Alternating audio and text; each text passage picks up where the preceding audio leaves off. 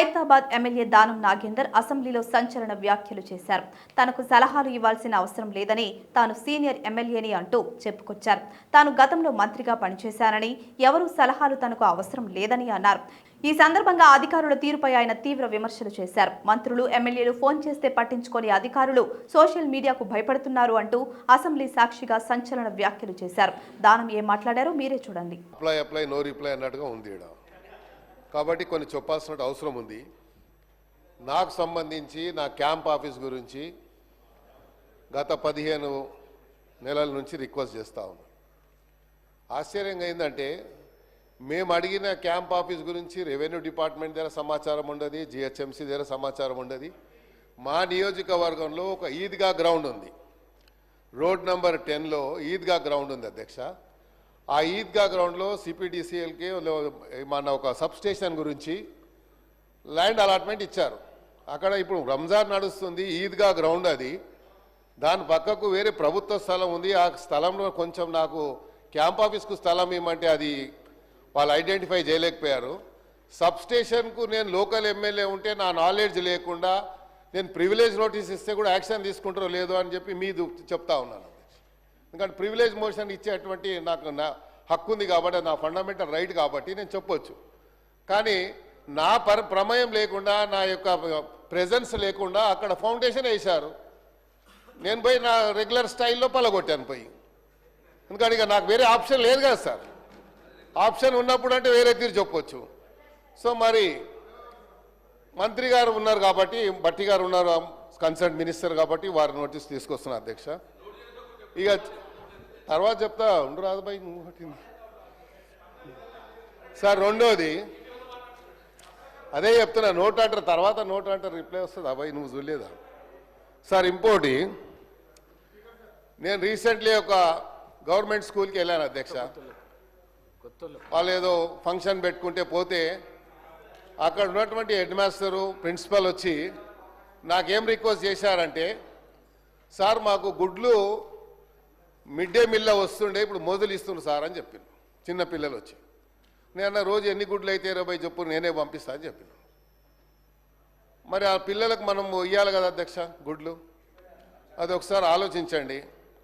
రెండోది, ఆ స్కూల్స్లలో ROR plants పెట్టమని చెప్పి నేను నా బడ్జెట్ కూడా ఇచ్చాను.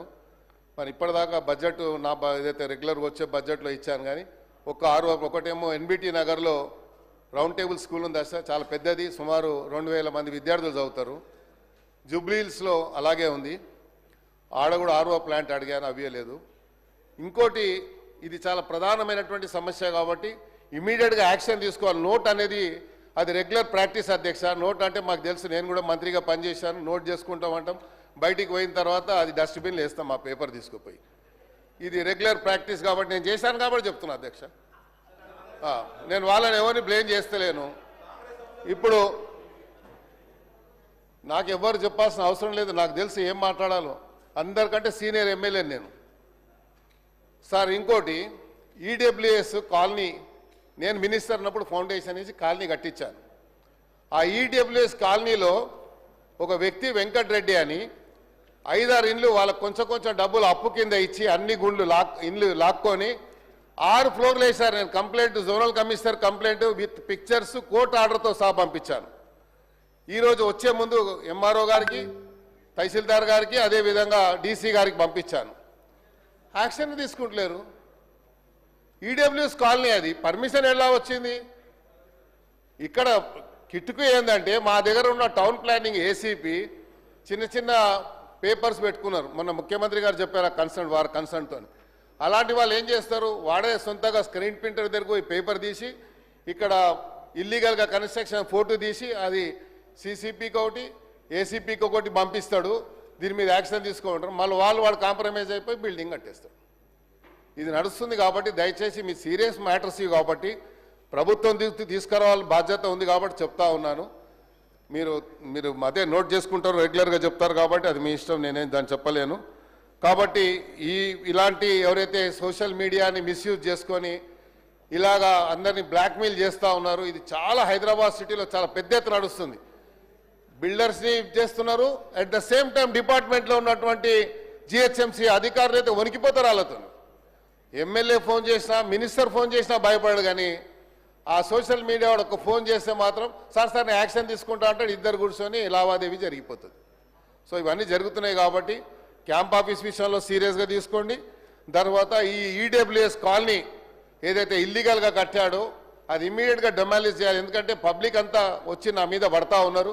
క్యాంప్ ఆఫీస్ లేకుండా నేను హైదరాబాద్ సిటీలో ఉంటా కాబట్టి వందల మందితో డైలీ ఇంటరాక్షన్ ఉంటుంది అధ్యక్ష.